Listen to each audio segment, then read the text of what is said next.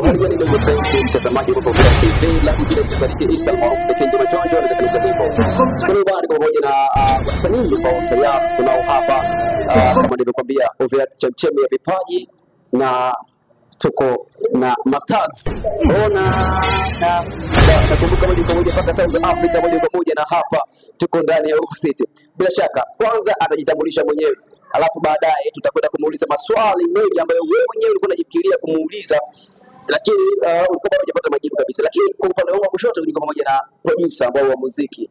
Kuna jamaa mmoja sana hatari sana, mwanangu, nisikia biti zake, ukisikia kazi za mambo huyu ambaye niko naye hapa, sio kama lazima nimtambulishe, atajitambulisha mwenyewe. Lakini nadhani kwa sura yake isengeni. Bila shaka kwanza basi karibu. Nashukuru sana. Mambo ni aje? Poa mzee wa kazi. Wasiokufahamu, ila mimi sio kama sikufahamu, nakujua. Wasiokufahamu wanakuita kwa majina gani? You know, Uvira my people, my name is Dr. Malu, aka Simba.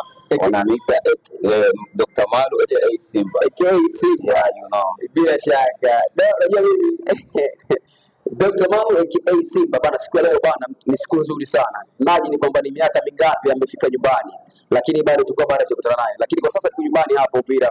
Kwanza ningependa kumuuliza, lakini kabla sijamuuliza, kwenye upande wangu wa kusoto kuna mambo moja fani, producer hatari sana. Bro, nakwambia producer hatari sana. Kama unasikia viboko ambavyo vinatengenezewa vyote vya asilia vile, si asili tu, kuna vingine ambavyo vinakuja kule mbele. Utaniambia ni aje brother? Salama. Mambo naenda?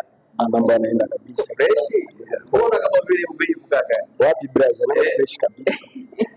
Au stress Wapi? Hamna stress, ni fresh kabisa. Hebu wasifahamu wanakufahamu je? Wanaweza kufahamu kwa jina gani? So mimi nafahamika kwa jina la OG. OG.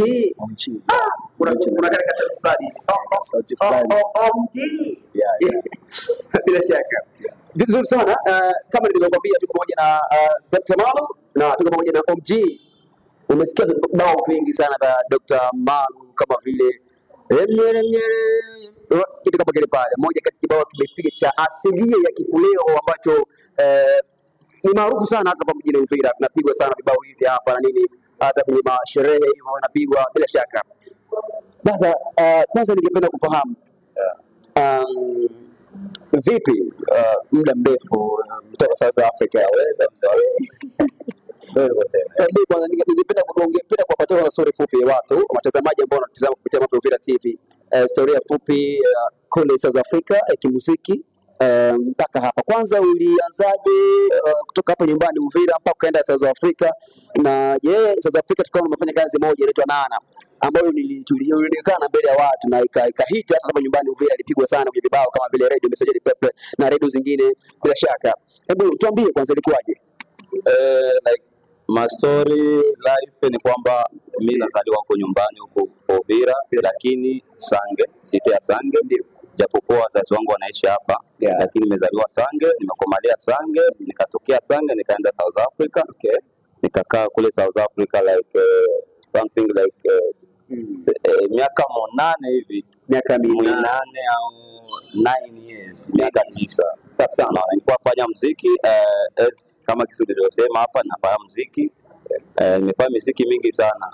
Nadhani hiyo Nana ambao unasema maybe is one of my banga ambayo imefaa vizuri hapa, lakini like I have Kumbulekaya, I think ilifaa vizuri vile vile. Kumbulekaya kuna nyimbo nyingi ambazo nimefanya huko, niko kule SA, nimefanya nyimbo nyingi sana ambazo zinafaa vizuri kule. Just ndio hivyo tu kifupi. Safi sana bwana Malu. Hebu tuongelee kazi ya Nana. Alafu tutarudia nyumbani, tuongelee kazi za nyumbani bila shaka. Vipi kazi ya Nana ilikugharimu aje? Ilikuchukua muda gani, pesa ngapi ili kukamilisha ile kazi? Kwa sababu ukiangalia ile project sio ya kitoto. Ukiangalia ile project Dr. Malu sio ya kitoto. Umeona ni project kubwa, ni project ambayo kwa msanii wa hapa nyumbani Uvira ni vigumu sana kukamilisha kuifanya. Ilikuchukua gharama ngapi? Kusema kweli sipendagi kusema budget ambayo nimetumia kwenye kazi, lakini kama mnavyojua na kisi kazi mnavyoiona inajipresent pale, ni kazi ambayo ni kubwa sana, imegharimu pesa nyingi sana. Na mnajua wenyewe South Africa is not easy bro. Sio kama nchi za huko unafanya kwa like you know kwa gharama ambayo ni ya kawaida, lakini kule ni gharama kubwa sana, kwa sababu director mwenyewe nimempa 20,000 rende. 20,000 rende Ni kama ngapi ya Kongo? kama vile $1,000. Dola 1,000. Director mwenyewe anakuja na equipment, anakuja kurecord pale, iko gharama deplacement, wale wa moto, wale wa like venues kwenye mtashutia nini, viko pale bado mavazi bado ni like ile tu ni director namlipia 20k, anakuja kushuti na anaenda kuedit. Vile vitu vingine hata petrol yake unamlipia. You know, yani ina maana kama akija na gari yake unamuuzia mafuta na umwekea huko, unamuuzia mafuta, kila kitu like logement. Na ule director sio director, hata ukimgoogle anaitwa director Damos. Rest in peace, amesha fariki hapa resema hapa last year, amefariki. Ule director mkubwa, anafanyia watu wengi sana superstars wa South Africa. Ukimgoogle hata utaona biography yake. Ni director mkubwa sana. Nimeona kazi sio hoteli, you know, alikuwa anatumia gari inaitwa Hammer. Imagine mtu kutoka sehemu ya 50 km, 50 km, alafu anatumia Hammer. Hatari, anakuja kushuti anarudi.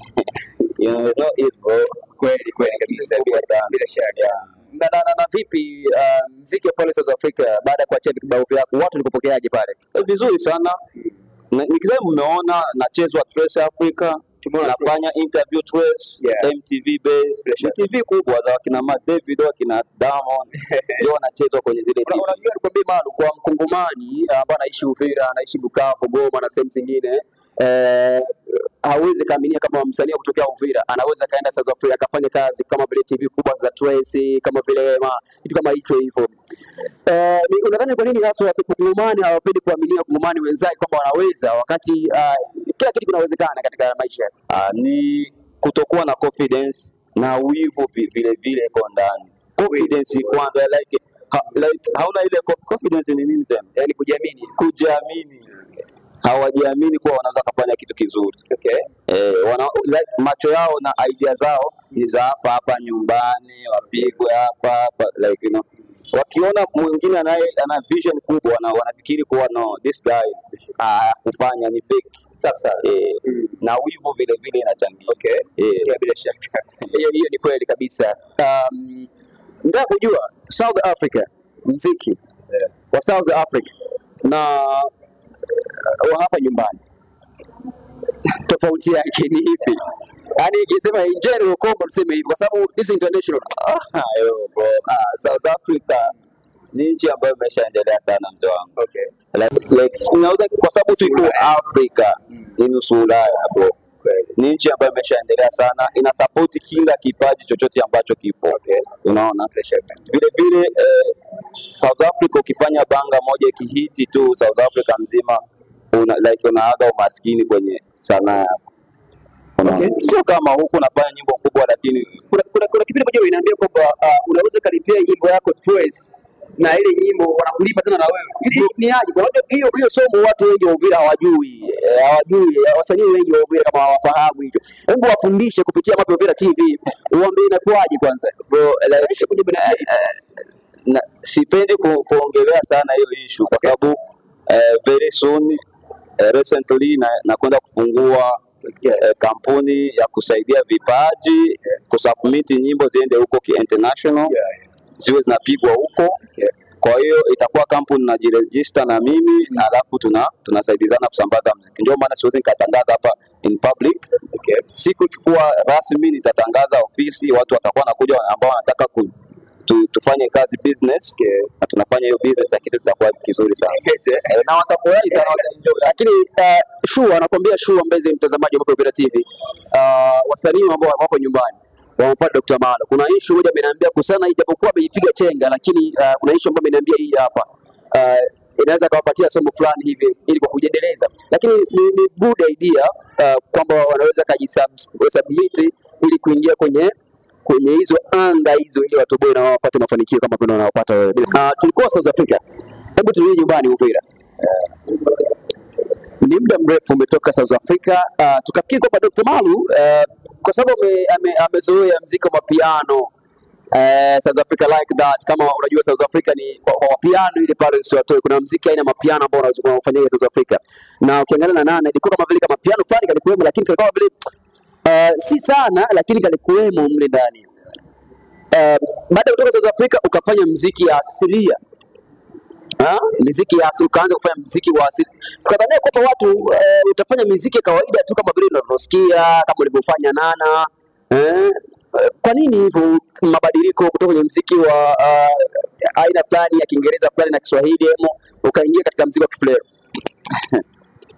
Hapo unasikia ile neno ambalo naliongea sasa hivi, muziki wa Kifulero. Okay. Mimi sifanyi muziki wa asilia. Like I wanna make it clear ili watu wajue kuwa mimi sifanyi muziki wa asilia. Okay. Nafanya muziki kwenye lugha ya asilia. Kwenye lugha kama jinsi wa Sauza wanaimba kwenye lugha yao ya asilia. Okay. You understand? So like huku nimekuwa so surprised kuona watu wanasema una switch unatoka huku kwenye nyimbo za kawaida za shop like you know unaingia kwenye nyimbo za no, I'm not doing cultural songs. Nafanya muziki kwenye lugha yangu ya asilia ya Kifulero. Okay. Kwa sababu mimi ni Mfulero, napaswa kuwa proud na lugha yangu, nitangaze lugha yangu. Kwa nini nitangaze lugha ya Kiingereza, Kizulu, Kiswahili wakati mimi ni Mfulero? No. Okay. Napaswa kuwa proud na ile asili ndani. Napaswa niimbe lugha yangu kama kisi wengine wanafanya. Because unajua kwenye lugha ya Kiingereza wanasema music is not about language. Okay. Na muziki sio kwa sababu ya lugha. Kwa sababu ya lugha. Tuna vibe na nyimbo za Zulu, wanaimba Nkosa, wanaimba Zulu Suto, zile lugha zao. Tuna enjoy kwenye clubs. Na tusikiwe ni wako naimba. Okay. Maana tu ni kama vile ile nyimbo za kina West, yani wasanii wa Marekani wa kutokea London wale jamaa wanaimba yani mtu unasikia tu beat tu unasikiliza jamaa si West hao wanaimba melodies, unaona baby unajiuliza nini Just Baby anaimba nini? Hatusiki Kiingereza lakini tunaenda tu bila shaka hivyo kabisa, kwa sababu unakuta vijana wengi, unaona kama hujatembea unaweza kadharau lugha yako. Okay. Immediately ukitembea inakufungua akili ya kukua na upendo sana wa nyumbani. Inabidi yani inakupatia ile moyo wa kupenda kitu cha nyumbani. Ukiona wengine kisi wanavyoishi wanapenda vya kwao, like wanasupport vya kwao sana, ile inakufungua na kuonyesha kumbe ulikuwa nyuma, ulikuwa mjinga. Bila shaka inabidi upende vya nyumbani. Ndio maana mimi nafanya muziki wa Kifulero kwenye lugha ya Kifulero ili na wengine waone, wajifunze, waone kuwa kazi sio kwa sababu ya lugha ndio nyimbo itatembea. Sawa sana. Acha nikuulize brother. You can see, ingia kwenye TikTok. Okay. Challenge Munyere. Click pale #Munyere challenge. Angalia kuna namba ngapi za challenge. Mimi nimeona kuna namba nyimbo Kifulero, lakini kuna aina fulani ambayo kuna mautundu ambao Kifulero ile nyimbo. Huwezi kujua kama ni nyimbo ya asilia. Kuna hizi zingine nyimbo mnaimba kwa Kiswahili, sijui kwa Kiingereza. Ingia kule tafuta namba 0. Lakini Munyere ni lugha yangu ya Kifulero lakini na namba kubwa. Kuna ile ambayo Munyere watu wanasema kama jamaa kama hiyo matusi pale. Ilikuwa kumaanisha nini bwana? Mimi nakwambia dada, usiona kuna vijana wengi like the way wanaishi wanataka kuwa wanasimamisha wanawake like wao dada zetu kwenye mabarabara. No, ingia kwenye upango asili zetu sisi za Kifulero za Kiafrika. Okay. Haupashwi kuongea na mwanamke barabara. Kama unampenda of course, nenda unamuona, unaweza kumuuliza huyu ni wapi, unaona? Unamfuata nyumbani. Wakuone, bwana ogopa, unaangalia niende kwao. Wakuone. Kuna watu wa hivyo.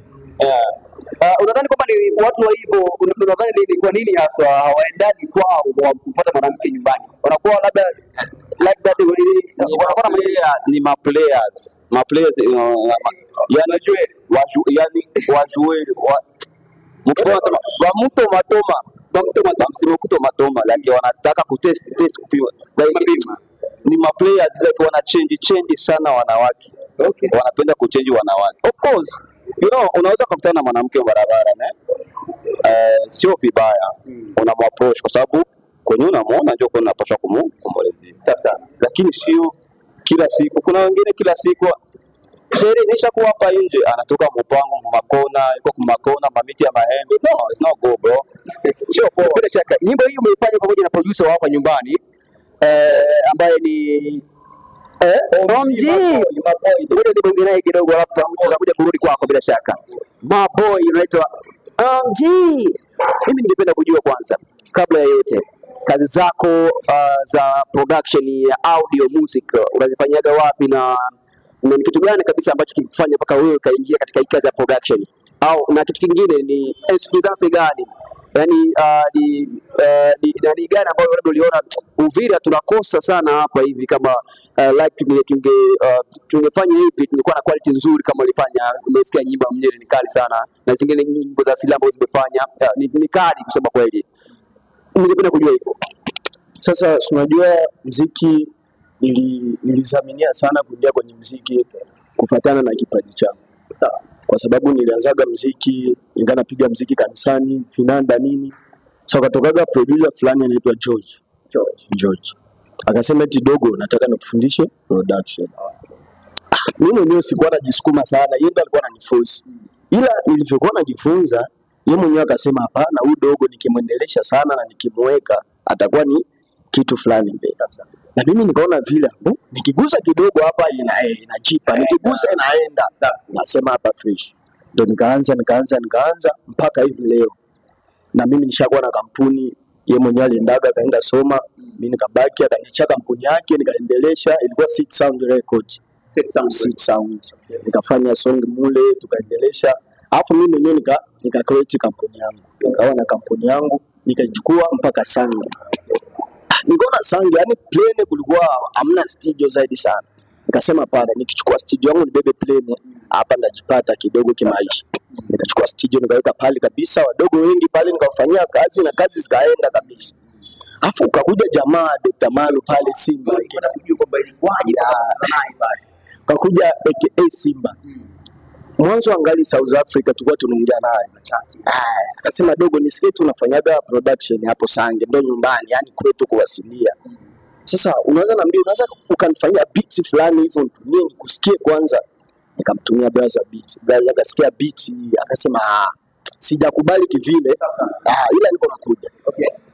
Brother katoka South Africa akakuja, so tukaonana naye akaniita, akaniambia dogo nataka unifanyie kazi. Na kazi nataka tufanye na wewe sio mapiano sio nini, nataka nikutesti kiasilia. Sasa kabla kiasilia mtu anatoka South Africa hapa anafikia kiasilia nikasema anawezaje? Tukazama studio na brother Simba. Kupiga job ya asilia pa kitu kikajipa. Kupiga Mnyeri katoka. Brother akasema huyu dogo, yani kumwacha ana kitu ndani yake. Yani kiasilia huyu dogo ana kitu. Sasa ndio tukakuwa na brother, tukafanya kazi na mpaka sasa kazi zipo. Ila hayaziachia, zipo nyingi sana ambazo tushagawahi kufanya naye. Na saizi makao yangu saizi, yani niko pote. Kisaizi niko pote. Niko hapa Uvira, niko Sange, na niko Burundi. Ila nataka nishimamisha mjengo wangu Burundi kwa sababu naona pale Sange mambo ya jipi kabisa, tena tunaona mahali za wasiwasi. Na ile ni plane. Nikatoa vyombo, alafu saizi najipanga Burundi ndio nataka kuanzisha kampuni mpya. Na unaona Burundi mambo yatakuwa sawa na kutokana na nini, labda uende wasanii ambao wanafanyia pale maeneo ya Sange walikuwa wanapenda ku-approach, yani waje na mbele yako uangalie jinsi mtafanya kazi na nini hivyo. Unaona labda uenda distance ya kutoka Sange mpaka Burundi pale vile aone kama itachukua gharama ndefu sana, labda kwa wale ambao wasanii ambao wanafanya kazi labda kitu ndani yako na ukijua mtu anafanyaga vizuri utamfuata tu. Kwa sababu unakuta hata wasanii hapa Uvira wanatoka hapa wanaenda fanya Burundi, wengine wanatoka hapa wanaenda fanya hata sehemu zingine hata Tanzania, kwa sababu anajua kitu ambacho anatafuta. Akikuwa anajua kitu ambacho kiko ndani yangu na kuaga namsaidia, atatoka kule na kuja. Maproducer wengi hapo nyumbani wanasema kwamba wasanii wengi wanatoka hapa wanakimbilia Burundi. Wanatoka hapo wanafanya nini? Tumeona like that kina Mr. Gave, kina Ashili Anda, Sugar Boy, kina nani wengi sana, na Ordinamsa Polo Bwano. Wako wanafanya kazi zao hapo nyumbani Uvira, lakini wakaona like waendeleza kufanya zao na producer wa Burundi. shida ni nini hasa? Msanii kutokea hapa nyumbani vile anakwenda moja kwa moja Burundi, labda huenda kule kuna bei chini au kuna kalite ya muziki ambao unahitaji au nini hasa? Unajua watu wengi, hata mtu mwingine wa Burundi anaweza katamani kuchukua muziki wake aende ukafanyia South Africa, kwa sababu watu wengi wanaona ni mjini, kule mjini wanaona Burundi, yani Burundi kunatoka vitu vikali, ila sometimes hapa kwetu tunaweza, tuna vipaji. Nilikuwaga Sange, kuna mambo nilikuwa nafanya pale Sange, ila wengi wako wananiamini kwa sababu wanaona niko Sange. Hata Liza mwenyewe ukimchukua mweke Sange, watamchukua yani kidao ni hivi, ila wanaendaga kule kuna kitu ambacho anakifuata, so siwezi nikajua kuma producer wa kule, kila mtu anakuaga na producer wake, kila mtu anakuaga anajua huyu anafanyaga vizuri huku na wewe anafanyaga vizuri huku. MG, tuzungumzie kuhusiana na project ambayo ulifanya Dr. Malu. Ugumu ulikuwa ni upi na uzuri ulikuwa ni upi kufanya project na Dr. Malu? Like kama tunaona Mnyere, tumeona pale tumeona nini, kuna nyimbo nyingi ambazo ameachia za aina ya asilia hivyo. Ugumu wake ulikuwa nini na uzuri wake ulikuwa nini? Huyu jamaa siwezi nikasema eti ana ugumu kabisa. Okay. Jamaa kurekodi, ana rekodi vizuri sana. Sometimes ni mchangamshi kwa mambo ya kurekodi kabisa. Yeye mwenyewe hata kama anakosea ni mchangamshi tu, rekodi asumbui. Yani hapo ni asumbui kabisa. Hakuna usumbufu. Hakuna usumbufu wote kutumika muziki. Unajua tunaweza sema usumbufu wa kule labda tunanoaga mafuta yaishe nini tuende kuna, ila kuhusu kurekodi haiko msumbufu. Na Mnyere, kama vile Mnyere, kwa sababu ndio nyimbo ambayo imeenda sana. Kuna nyimbo nyingi alifanya, lakini kuna nyimbo ambayo sema hii ilienda kabisa, ilitoboa. Ilikuongezea nini? Kitu gani ambacho ilikuongezea wewe kama vile producer wa muziki hivyo? Uliona inakuongezea kitu gani? Kitu cha kwanza ambacho hii nyimbo iliniongezea, cha kwanza ni wewe, tunaona na wewe, si nikupitia muziki. Na jinsi tumekutana naye tumefanya song imeenda, ndio maana wewe mwenyewe umeniita na yeye tukakuja naye tukaongea. Na kingine imeniongezea kwenye sense fulani, wengine ma producteur wanasema dogo gani afanyaga hizo kazi. Dogo ni kama vile anaweza. Yaani nyimbo ilitembea na mimi mwenyewe nikatembea. Ndio hivyo. Yaani iliongeza kitu fulani hivi, hata nikienda kwa producteur ambaye alikuwa ananiweka chini. Dogo ndio alifanyaga hizo song, ni mimi brother. Anani approach, so tunaongea vizuri sana kabisa. Yaani kazi ilinifanya na mimi nisogee mbele. Unamshauri ni Dr. Malu? Dr. Malu kitu ambacho ndamshauria, so kusema eti mimi naye tutengane, wenda kifo, ila kitu ambacho ndamshauria aendeleshe kipaji chake na azidi tu kufanya muziki. Kuna siku moja anaambia nataka niviache. Hapana, hawezi akaacha muziki. Sijui hawezi akaacha muziki. Hawezi kabisa. Bila shaka. Yaani mimi namshauria kabisa kuhusu muziki wake. Mimi najua hakuna project nyingi ambazo hajaachia. Na akiziachia tu, wewe mwenyewe utasikia. Itakuwa ni changamoto nyingi itapitikana. Bwana Dr. Malu na MG, mimi ningependa kujua kitu kimoja. Baada ya kuachia kazi ile video na nini hivyo, Mnyere, kama vile Mnyere, ni ulishoot na nani? Ugumu ulikuwaje katika shooting ya ile kazi na nini kitu kama hicho hivyo? Nimeshuti na director wa hapa anaitwa GPS.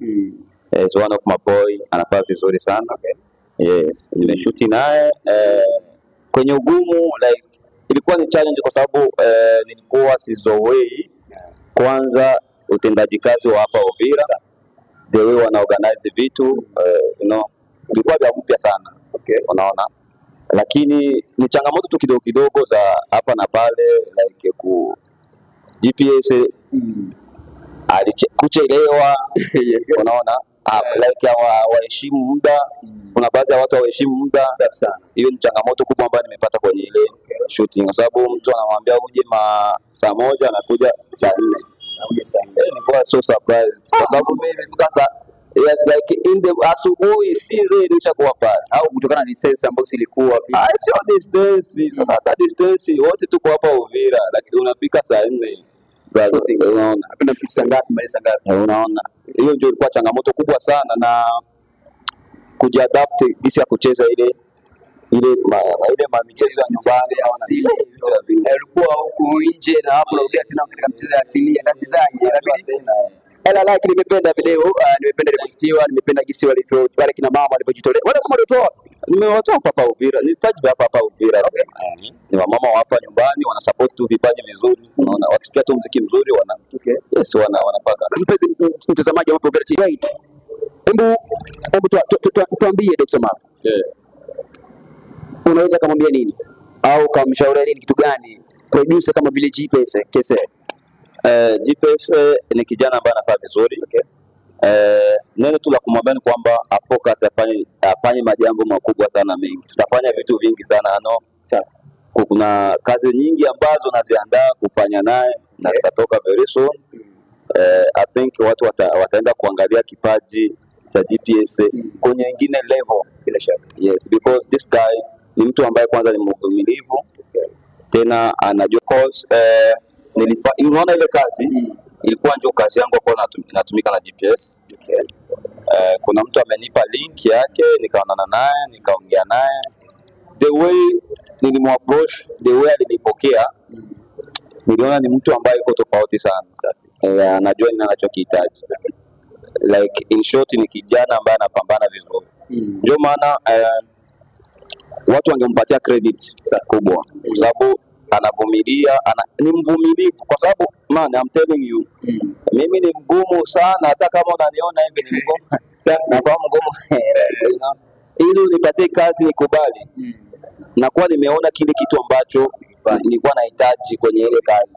Hata kama unaweza ukakiona wewe mwenyewe vile, lakini vile ninavyohitaji mimi sana. Yes, hakuna kosa nini. Kitu ambacho kinanifurahisha ni kitu kimoja tu, Dr. Malu. The way unavyowafanya makamaramani wa hapa nyumbani kuonyesha kipaji chao mbele, kwa sababu mimi najua kabisa wewe ni msanii ambaye unajulikana wasanii wakubwa kutoka South Africa, na hii naijua kabisa yani. The way unapotazama kazi zako na wale wasanii ambao kwa South Africa wale wakubwa wanatizama kazi zako wanafanya na maproducer wa nyumbani, the way hiyo unaweza kusema kwamba ni kitu kimoja ambacho kinatangaza muziki wa nyumbani, maproducer hususan kameramani wa nyumbani kitaifa, kimataifa. Unaona kitu kama hicho hivyo. Umeweka kwenye mako nyingine, umeweka kameramani ambaye anaitwa Lemo Production. Vipi kazi yako umeonaje? Unaona sisi wasanii sometimes wanasema wasanii wa malaya whatever. Sio malaya kwa wanawake, you must understand me. Sio malaya kwenye wanawake, kwenye kufanya kazi kwa nani wa muziki. You see, una change huyu, una test huyu, una test huyu, una test huyu. Sio kuwa ule alianza na wewe anajua, lakini unataka tu kubadilisha ili ubadilishe mikono. Na inasaidia sana kukuza, inasaidia. Sio tu mtu mmoja, unaona vitu kama hivyo inasaidia hivyo. Ndio maana napenda kutumika na vijana wa hapa nyumbani ambao wanafanya vizuri. Kwa nini unaweza katika project zako, kwa nini ukupenda kutumike au ufanye kazi na maproducer wa Burundi pale nchini Burundi pale? Mpaka ukasema nyumbani kwanza. Nyumbani kwanza. Tayari umejijibu, nyumbani kwanza. Nimefanya hivyo kwa sababu nyumbani kwanza. Kutangaza vipaji. Bila shaka. Of course. Safi sana. Tumeona kazi nyingi zimetoka na hapa nyuma tumeweza kuachia kazi nyingine ambayo ni asili, ambayo ni moja kati ngoma nzuri sana ukitizama. Ni mtu kama fulani hivi ukomenda kuoa na nini hivi. Kitu kama hiyo kazi ilikuwaje?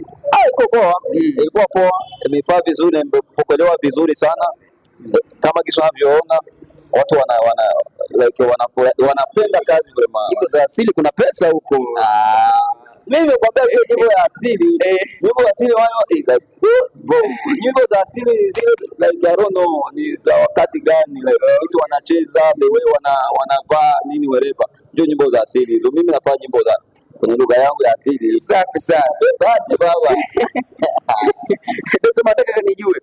Saizi nyumbani kuna wasanii, japokuwa changamoto saizi ambayo tumekutana nayo ambayo ni sitofahamu ya usalama mdogo ambao tunaendelea hapa nyumbani, lakini the way nataka nijue kutokana na usalama kidogo ambao umekosekana nyumbani kwetu, nataka kujua kitu kimoja. Umekuathirije katika hali ya kutoa kazi zako za muziki, project zako, imekukosti aje? Niseme kitu kama hicho. Kusema kweli imeniaffect. Nikizani hii ni kitu ambacho kimeaffect kila mtu. Imeniaffect kikubwa sana kwa sababu kwanza imenifanya nikuwe mbali na mashabiki wangu. Unaona? Kingine like unajua mwenyewe kiuchumi baadhi ya business fulani tunafanya zimekuwa affected. Hakuna gisi ya kupata faida ile kidogo. Vitu vingi sana. Imeniaffect kikubwa sana like in the business way. imeniaffect like 80%, 80%. Imeniaffect kabisa, kuwa mbali na business zako, kuwa mbali na familia na mafans. Vile vile kuna project ambayo nilikuwa nayo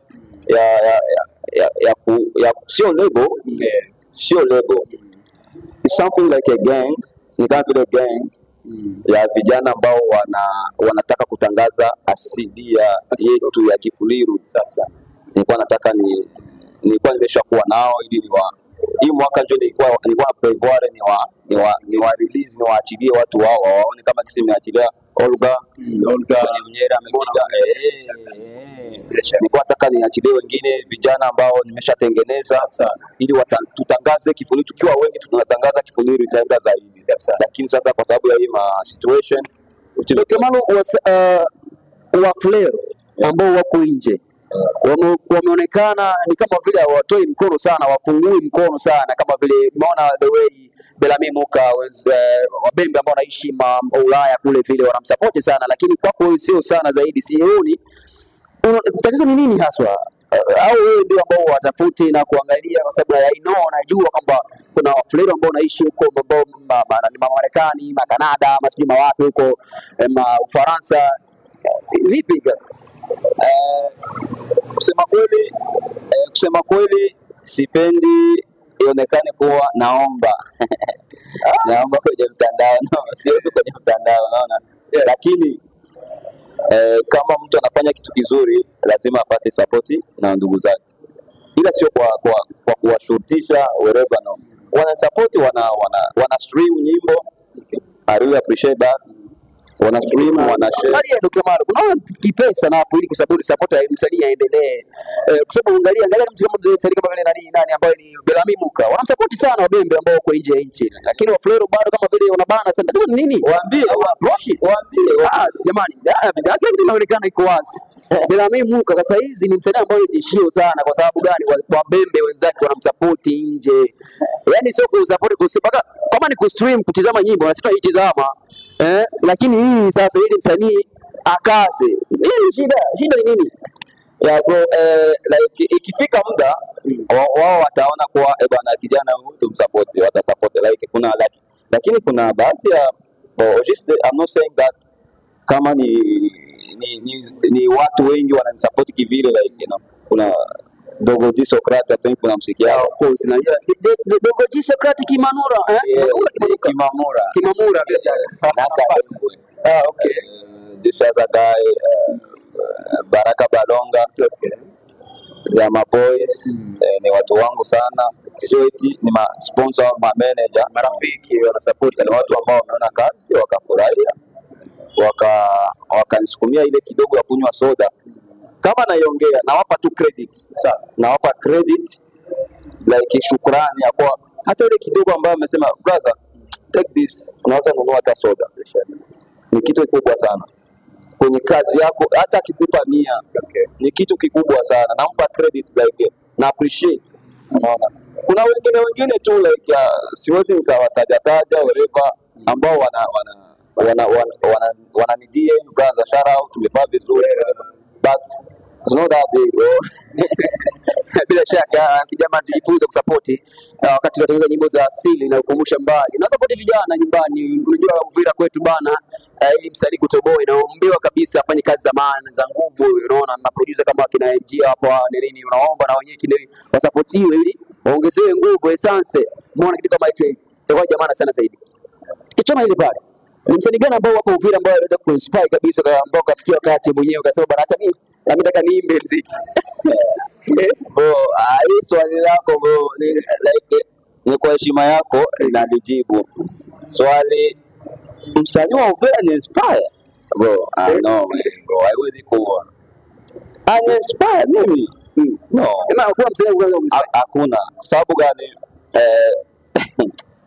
Mtu mpaka afikie kiwango cha kuinspire anakuwa ameshakuwa na mafanikio makubwa sana.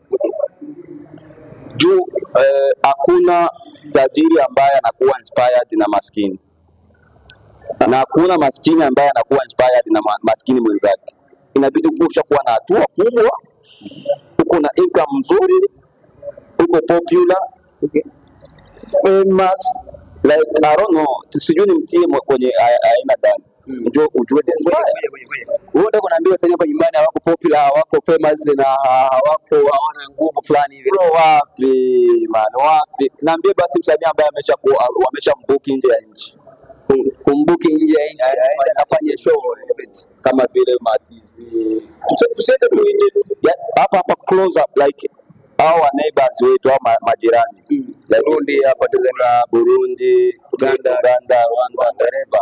Naambia hata msanii hapo nyumbani. Hapana mashow Gatumba, bro. Usiseme kwa Gatumba. Na hapana mashow kwa kunaambia kwa sababu Ifreba Jisamba chafanya show Gatumba, kwa maana kwamba ni sherehe ya rafiki, anamuita bro kuya like moja gani aliwahi kufanya hivyo, alitiwa na Mr. Champagne. Mr. Champagne msanii mwenzake. Sio promoter bro. Sio promoter, kuna tofauti ya kuitwa main artist like yeye ndio msanii ambaye anapeleka ile show na msanii mwenzake, kwa sababu tumefanya nyimbo na wewe brother, ndio nikuchomeke hapa na uonekane hiyo ni wakuoneone hiyo ndio wakuoneone bro, ila hajalikuwa na promoter ambaye wale wakina PCK whatever wakina PCK wale ambao wana promote muziki hajaliko kabisa na wanafanya vizuri wanafanya vizuri wasanii ni msanii gani ambao unamkubali sana hapo vile?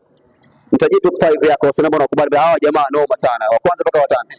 Na wakubali wasanii wengi sana, lakini mimi ukiniambia wasanii na wakubali wasanii wengi wanajua wanafanya vizuri, lakini mimi ukiniuliza wasanii ambao nao wapenda, mimi nitakutajia wale wanaotangaza asili yao kina Bellamy, Mireye, Sadi Baba au nani Berna. Hao ndio nitakutajia kwa sababu ni watu ambao hawana aibu ya asili yao. Ndio kusema tunga kibebe kadogo wanataka kibebe kadogo kina shiliano wanataka kibebe kadogo kina Ordinary Msapologwano kuna wengine hata leo hao ambao nao wataja wanaweza wakawachukua na kupeleka Marekani, wanawauliza wanatokea wapi, watakuwa kabila yako ni kabila gani, anaficha anataka kujifanya sinakwambia kweli. Sasa hao ndio tunaambiwa nitakuwa inspired nao, wanafaa vizuri like watu wanapaswa kuelewa wanafaa vizuri.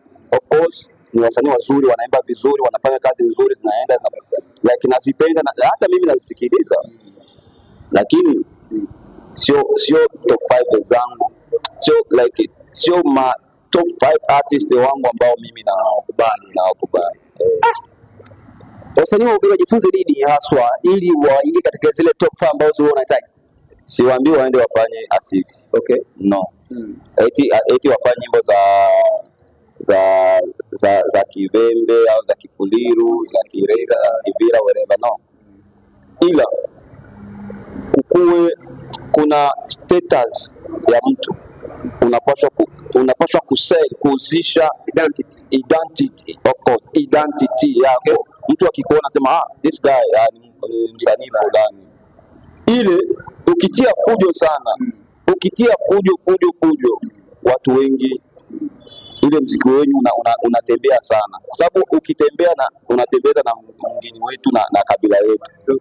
Ile nyimbo mwenyewe I'm telling you kuna remix na msanii mkubwa sio hapa ila sio mkongomani wa nje, sitasema na mwenyewe ndio ameniomba tufanye remix. Napenda tufanye remix. Si nyimbo kwenye lugha yangu ya asili, asikii akapenda rhythm na nini beat asikii melody, lakini amekubali, amesema brother ni vizuri tukafanya remix. Nasema poa, nitamsukumia project very soon mtaiona. Kwa subiri makubwa yaje bro. Utaona numbers. Ni msanii gani hapo nyumbani ambao kwa sababu kuna story nyingi zinasema kwamba mahali kutoka South Africa kuna wasanii hapo nyumbani ambao ni wakubwa kama vile kina kina Misagave, Ordinary Msapologwano, Professor Mairo wako hapa. lakini hatujaona nafanya nao kazi. Shida inaweza kuwa nini? Ulichowahi kwa contact na ukaongea nao au nini hasa mpaka ikifika wakati usifanye nao kazi? Wale ni wasanii wazuri. Okay. Kufanya kazi naweza nikafanya nao kazi lakini kwa muda ambao utaniruhusu nifanye nao kazi. Okay. Wakati muda ukifika nitafanya nao kazi. Kwa Gavi ushawahi kuongea naye? Gavi is my boy. Okay. Ni mtu wangu, tunaongea naye vizuri. Actually tunaongea nao vizuri. Yes. It's my boy, tunaongea nao fresh sana bila tatizo hata yote. Lakini muda ukifika kwa kufanya kazi nikisikia bana na feel like I can do something with this nigga, nitafanya naye. Hata Mr. Gavi whatever. Sasa nikisikia tu nifanye naye kazi na je, una plan? Sio ndio?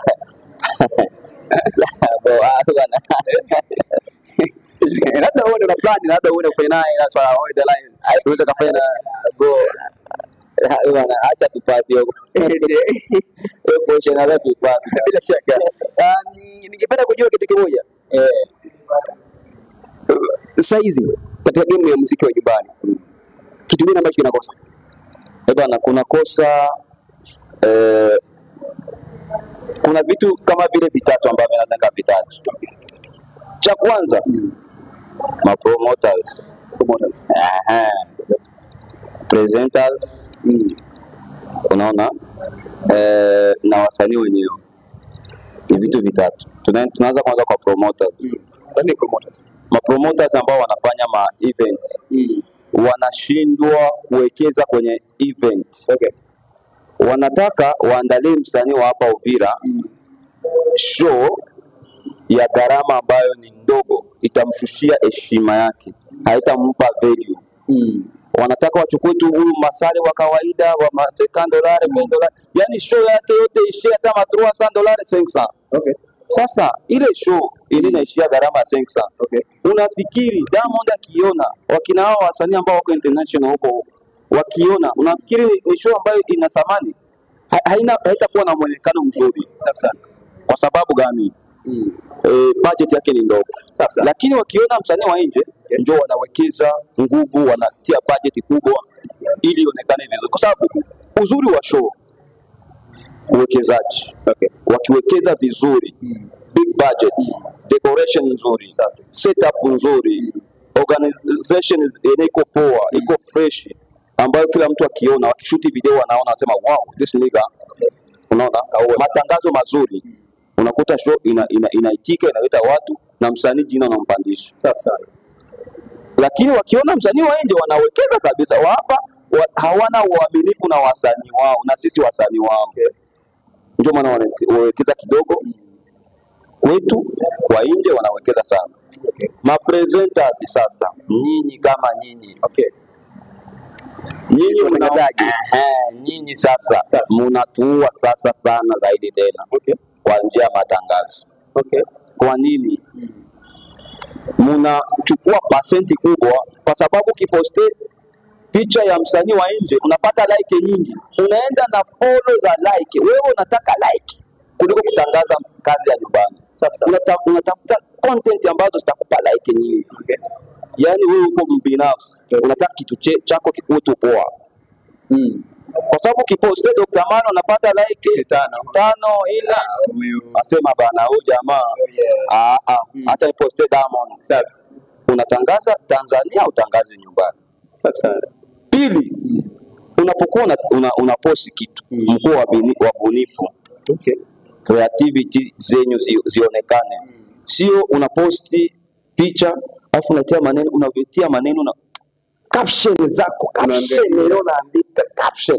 Unaweza vile alikuwa hataki mtangazaji. Ukiandika gisi unavyoandika, unavyopresent kitu, ndio kisi watu nao wanakichukua na baadaye. Sasa unaona zile caption. Okay. Inabidi mpende kazi za nyumbani. Sasa msipe like samani 90% unaona sauza. Bro. Okay. Tunaingia kwenye club. Unauza muziki kwenye club. Unauza muziki. Unaenda uza pale. Okay. Unatia playlist yako ya nyimbo ambazo unataka zipige. Ukiuza nyimbo kama vile 5, 10, bro, vita itakuwa mle. unapiga za kwenyu inatoka ingine naende watu watakwambia hapana, haiwezekani. Mtu mkwere kwere, mtu wa nje anakuja kukuuza nyimbo nyingi hivi, sisi tubaki tuko na enjoy nyimbo zao. Wanapiga 90%. Kwanza ni 90% ya nyimbo za nyumbani kwao tu, safi sana. Lakini nakuja kukuta sasa hata mtangazaji hauna hata nyimbo moja ya msanii wa nyumbani. Na wewe ni presenter, una present muziki wa nyumbani. Inabidi kwanza kila kitu, kila evenement, kila story life ya msanii wowote, ya mtu yoyote anayefanya sanaa nyumbani, unaijua, unaifuatilia. Kwa wasanii sasa tunashika kuinvest na sisi wenyewe. Hatufanyi music business. Niliposema kuna interview nimesemaga music business, watu wakaichukua vibaya, wewe unafahamu muziki wa business whatever. No, you know. Ni kitu cha aibu sana. Msanii anajiita ni msanii wa top 10, baadhi ya wasanii 10 wazuri wa Uvira. Hana nyimbo Spotify. Nyimbo Spotify hakuna. Ukishezama nyimbo ya mtu msanii, umeshaisikia kwenye gari, unataka kuishezama ujue nyimbo gani, haisomi. Haisomi. Kisha unataka tuende kimataifa. Hata ufanye nyimbo, hata ufanye collab 100. Unapaswa kujijenga, kujibrand, kuendana na muda. Safi. Unaona kwamba inabidi watu wasanii waingie kwenye Spotify, kwenye Deezer, kwenye Spotify. Sasa nyimbo huko mtu wenyewe kuna wengi, mimi sitakudanganya, kwenye simu yangu hata usearch sijawahi download nyimbo. Na nyimbo yangu mimi nikimaliza kuipost na delete. Inabaki kwenye iDrive yangu ya ma project zangu, lakini kwenye simu na delete. Nikitaka kusikia muziki naenda YouTube, naenda Boomplay, nikitaka kusikia Boomplay na ukisukumia nyingi muda gani tena kudownload nyimbo? Ni kitu cha zamani. Sikiliza muziki kwenye mitandao huko. Unaona wazungu huko wanaotumia ma iPhone wengi hawa download nyimbo, watumii YouTube. Wanatumia tu Spotify, anasikia kwenye iTunes yake na Apple Play anaangalia Play Store, anaangalia yote, anamaliza. Safi sana, unaona. Lakini sisi unakuta ni msanii anajiita msanii mkubwa, lakini nyimbo zake zingali tu za YouTube. Bro, hiyo kitu kingine ambacho hakiko sawa. Na kingine, unataka kufanya kazi nzuri, bora ufanye kazi 2 kwenye mwaka mzima, lakini ziko na quality. Quality nzuri, kuanzia audio mpaka video, make sense. Sawa. Usiwekeze 1000 utake 100k saa mile.